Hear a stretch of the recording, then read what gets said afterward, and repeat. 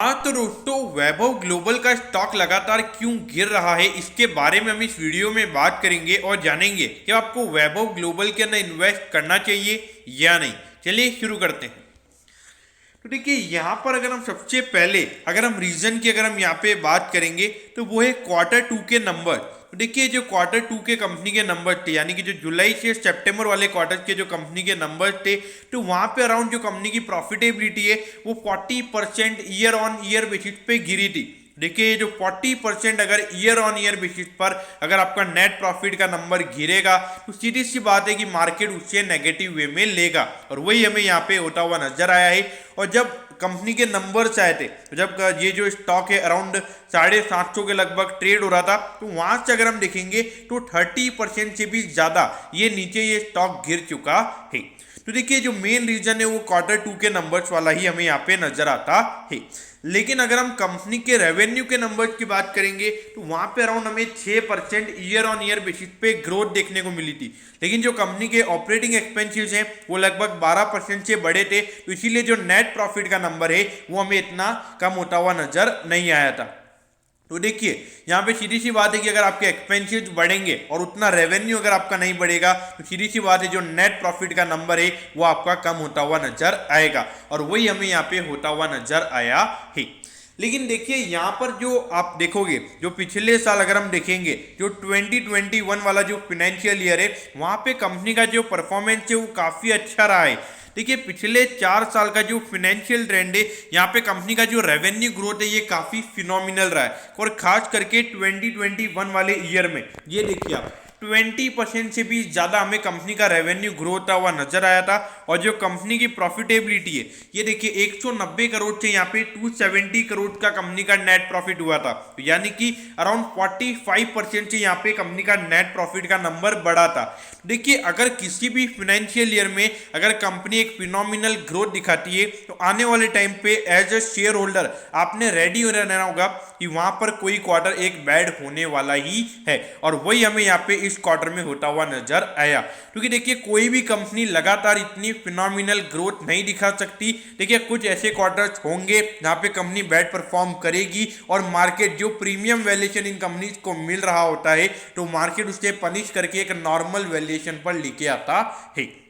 लेकिन देखिए, ये जो कंपनी है ये एक इलेक्ट्रॉनिक रिटेलर कंपनी है जो कि ऑनलाइन ज्वेलरी सेल करती है। तो देखा जाए तो ये जो पर्टिकुलरली ये जो बिजनेस है ये इंडिया में नहीं है इनका।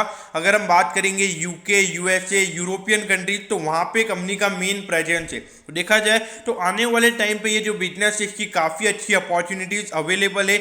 और खास करके ये जो ज्वेलरी वाला जो ऑनलाइन बिजनेस है, यहाँ पर भले ही इंडिया में ये बिजनेस नहीं चलता है, लेकिन अगर हम बात करेंगे आउट ऑफ इंडिया यानी कि जो फॉरेन कंट्रीज में अगर हम बात करेंगे तो वहाँ पे ये बिजनेस का काफ़ी अच्छा बिजनेस है, मतलब काफ़ी अच्छा प्रेजेंस हमें वैभव ग्लोबल का नजर आता है। और वैभव ग्लोबल एक अच्छी हमें ब्रांड नेम हमें वहाँ पे ग्लोबली नजर आती है। तो देखा जाए तो Vaibhav Global as a business model के यहाँ पर कोई इश्यूज है, मेरे ख्याल से कोई भी इश्यूज नहीं है। और देखिए, जो रेवेन्यू के नंबर्स है, ऐसा नहीं कि रेवेन्यू का नंबर यहाँ पे ईयर ऑन ईयर बेसिस पे गिरा है, लेकिन उतना रेवेन्यू नहीं बढ़ा है जितना कंपनी के एक्सपेंसेस बढ़े। देखिए, अगर रेवेन्यू ग्रोथ आने वाले टाइम पे नॉर्मल हो जाएगा तो कंपनी के एक्सपेंसेस भी नॉर्मल हो जाएंगे, और फिर जो प्रॉफिटेबिलिटी है कंपनी की वो भी हमें नॉर्मल होती हुई नजर आएगी। तो देखिए, यहाँ पर अगर हम देखेंगे तो जो 50% से भी ज़्यादा ये स्टॉक ऑल टाइम हाई से गिरा है। देखिए, अगर आप पिछले क्वार्टर यानी कि जुलाई से सितंबर वाले क्वार्टर की अगर हम शेयर होल्डिंग पैटर्न की भी अगर हम बात करेंगे तो वहाँ पर अराउंड 0.3% की जो होल्डिंग है एफआईएस की वो उन्होंने सेल की है, और म्यूचुअल फंड ने भी 0.1% का होल्डिंग अपना यहाँ पे कम किया है। देखिए, अगर वो अपना होल्डिंग अगर बेच रहे हैं और अगर रिटेल इन्वेस्टर्स के पास अगर वो स्टॉक जा रहा है तो इसका मतलब ये कि मार्केट में फ्री फ्लोटिंग बढ़ रही है। तो फ्री फ्लोटिंग अगर बढ़ेगी तो ऑटोमेटिकली स्टॉक का प्राइस हमें गिरता हुआ नजर आएगा। तो अब यहाँ पे एज एन इन्वेस्टर या शेयर होल्डर आपने क्या करना चाहिए?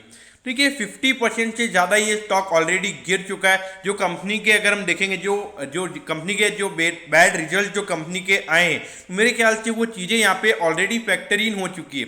और मुझे नहीं लगता कि ये जो बैड क्वार्टर कंपनी का रहा है, आने वाले टाइम पे भी कंपनी ऐसे ही परफॉर्म करेगी। आने वाले टाइम पे यहाँ पे एक अच्छी फिनोमिनल ग्रोथ हमें यहाँ पे देखने को मिलेगी। एक बैड क्वार्टर ही एक अच्छे शेयर होल्डर के लिए, जो शेयर होल्डर्स होते हैं, एक बैड क्वार्टर ही उनके लिए एक अपॉर्चुनिटी है कि एक अच्छे बिजनेस को एक अच्छे वैल्यूएशन पर खरीदा जाए, और वही हमें यहाँ पे वैभव ग्लोबल में होता हुआ नजर आ रहा है। देखिए ये बिजनेस मॉडल काफी अच्छा है, मुझे लगता है कि आने वाले टाइम पे यहाँ पे बिजनेस फिर से नॉर्मल हो जाएगा। और कंपनी के प्रमोटर्स की भी अगर हम बात करेंगे तो काफी अच्छी होल्डिंग हमें यहाँ पे नजर आती है। तो इसीलिए अगर एक long term point of view से अगर आप यहाँ पे इन्वेस्ट करना चाहते हैं तो मेरे ख्याल से डेफिनेटली आपने यहाँ इन्वेस्ट करना चाहिए। लेकिन देखिए आपको पता ही होगा कि एक फॉलिंग नाइफ अगर हम देखेंगे तो वैभव ग्लोबल एक फॉलिंग नाइफ है, लगातार गिर रहा है। तो ऐसे स्टॉक पे आपको इन्वेस्ट नहीं करना चाहिए। जब ये थोड़ा एक नॉर्मल वे में जहाँ पे यहाँ पे सेलिंग बंद हो जाए तब मेरे ख्याल से आपने यहाँ इन्वेस्ट करने का सोचना चाहिए। दोस्तों मैं होप करता हूँ कि वैभव ग्लोबल का ये स्टॉक क्यों गिर रहा है ये आपको अच्छे समझ में आ गया होगा। अगर आपकी कोई भी क्वेरीज है तो आप कमेंट कीजिए, मैं जरूर आपके कमेंट पर रिप्लाई करूंगा। ओके दोस्तों, thank you, have a nice day.